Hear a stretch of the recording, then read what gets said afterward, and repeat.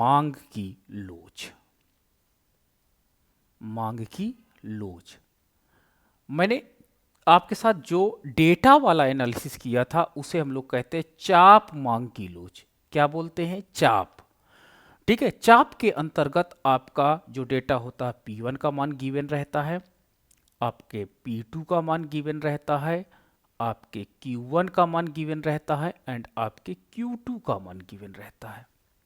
ठीक है, तो इस तरह आपको जो इलास्टिसिटी कैलकुलेट हुई थी वो इकाई के बराबर कैलकुलेट हुई थी, इकाई से ज़्यादा कैलकुलेट हुई थी एंड इकाई से कम कैलकुलेट हुई थी। तो तीन प्रकार की इलास्टिसिटी वहाँ पे मैंने आपके साथ कैलकुलेट किया था।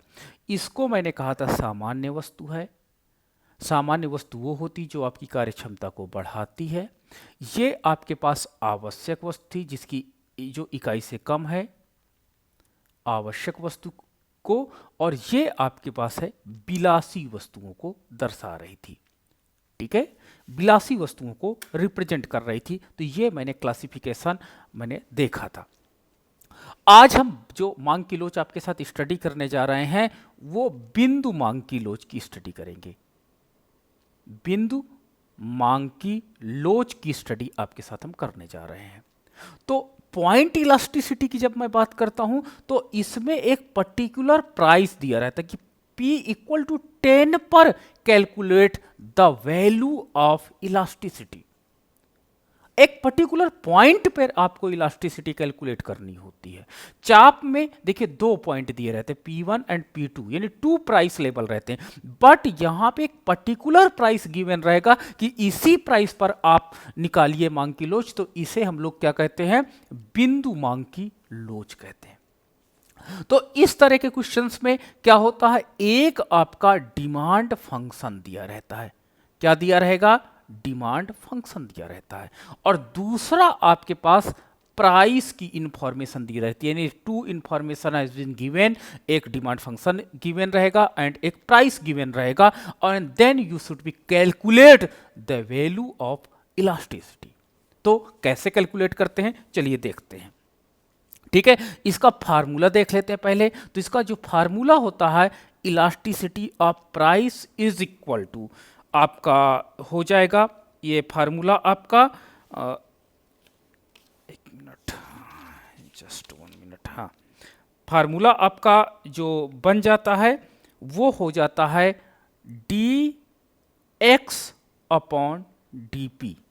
ठीक है, dx अपॉन dp या dq अपॉन dp, यानी जो आपका फलन गिवन रहेगा उसको अवकलन करना है। किसके रेस्पेक्ट में अवकलन करना होगा? p के प्राइस के रेस्पेक्ट में, यानी आपका x is the function of p। इस फॉर्म पे फलन दिया होना चाहिए। इसका मतलब क्या है कि क्वांटिटी आपके बाईं साइड होना चाहिए तथा आपका जो मूल्य है वो दाहिनी साइड होना चाहिए।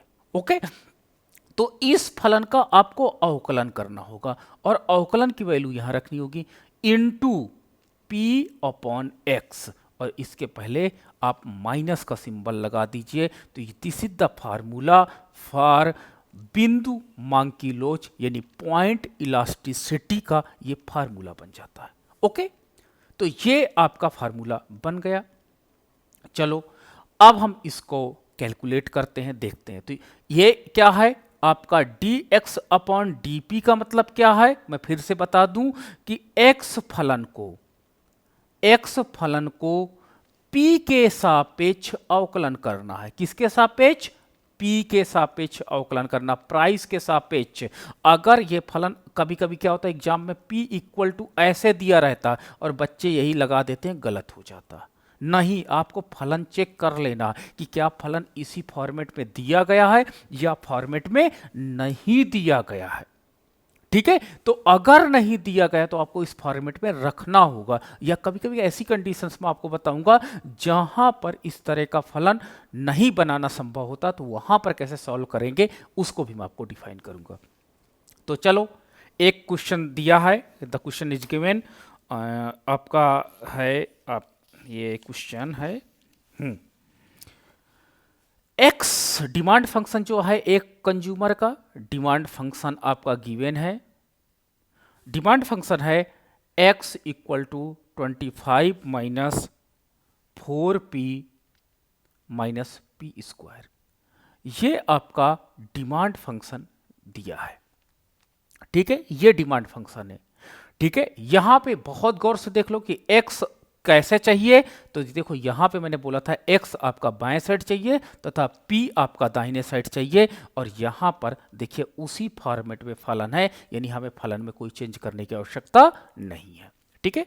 अब कह रहा है ये क्वेश्चन कि आपको जो प्राइस है वो आपका प्राइस 8, हाँ, p बराबर 8 पर मांग की मूल्य लोच की गणना कीजिए। P बराबर 8 पर आपको कैलकुलेट करना है, किसकी वैल्यू आपको निकालनी है, वैल्यू आपको इलास्टिसिटी की वैल्यू कैलकुलेट करनी है, यानी EP की वैल्यू कैलकुलेट करनी है। फार्मूला क्या होता है, फार्मूला आपका होता है EP is equal to minus dx upon dp into p upon x। This is the formula, ठीक है, ये आपका फार्मूला होता है। अब हम क्या करते हैं, सबसे पहले इसको यानी इस फलन को अवकलन करते हैं in the respect of price, ठीक है। तो यानी इस फलन को चलो अवकलन करते हैं, तो dx upon dp equal to d upon dp bracket में 25 minus 4p minus P square, ठीक है।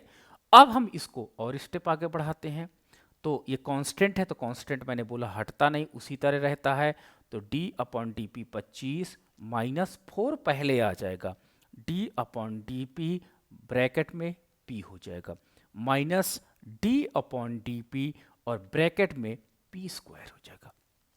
इस फॉर्मेट में आपको प्रॉपर अवकलन करने में रखना पड़ेगा और यहां पे लिखना पड़ेगा, ठीक है, मांग फलन को p के सापेक्ष अवकलन करने पर, ठीक है, ये आप लिखोगे। चलो कांस्टेंट का अवकलन क्या हो जाता है, कांस्टेंट का अवकलन 0 हो जाता है। अब यहाँ पे p की पावर 1 है तो क्या हो जाएगा, -4 इंटू 1 p 1 माइनस 1, यहाँ पर क्या हो जाएगा -2 p 2 माइनस 1, ठीक है। अब इनको सिंप्लीफाई कर लेते हैं, -4 4 1 जा 4 p की पावर 0, ठीक है, -2 p की पावर 1, ठीक है। p अब देखो जब किसी वेरिएबल का पावर 0 होता है तो उसकी वैल्यू 1 होती है, ये आपको नोट डाउन रखना होगा ऑलवेज, ये आपको केयरफुली देखना होगा, ठीक है। तो केयरफुली आप जब देखोगे तो इसको हम वहां पे लिख देंगे, तो -4 इंटू 1 -2, अब p की पावर 1 है तो p की पावर 1 को लिखा नहीं जाता, ऐसे डोनेट करते हैं, तो आपके पास हो जाएगा -4 -2p। तो ये आया आपका dx अपॉन dp, यानी डिफ्रेंसिएशन का मान। अब देखो इसके साथ अभी भी p लगा है तो p आपका गिवन है, देखो यहाँ पे जब p गिवन है तो p का मान रख देते हैं, तो p का मान रख देंगे after putting p equal to 8, जब p इक्वल टू 8 पुट कर देंगे तो -4 -2 इंटू 8, तो आपका हो जाएगा -4 -16, इट विल बी -20, तो dx अपॉन dp का मान हो जाएगा -20, ठीक है।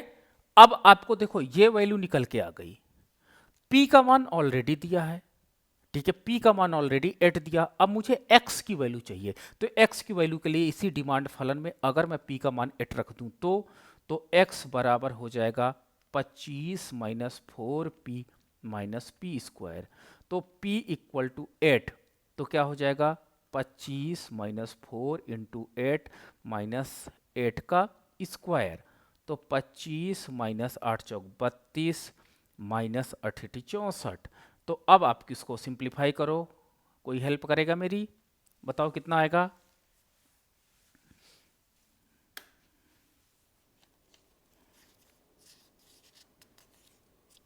तिहत्तर आएगा sir, okay sorry okay okay 71 sir. 72, okay 72, तो x का मान आ गया आपका 72। चलो सारी वैल्यू मुझे निकल के आ गई, अब यहीं पे मैं साइड में रख लेता हूँ। इसमें 72, हाँ 72, 71 सर, कितना, फिर से बोलो, -71 हाँ -71, सर, -71 -71। ठीक है, अब चलो यहाँ पे वैल्यू रख दो। E P equal to minus D X upon D P का मान कितना है -20 इंटू पी का मान कितना है 8 एंड एक्स का मान कितना है -71। ठीक है, इसको कैलकुलेट करो कितना होगा। 20 अट्ठे 200 कितना 160, 160 बटे माइनस माइनस प्लस, हाँ -71। इसको डिवाइड करो कितना आएगा, 160 को डिवाइड करो 71 से।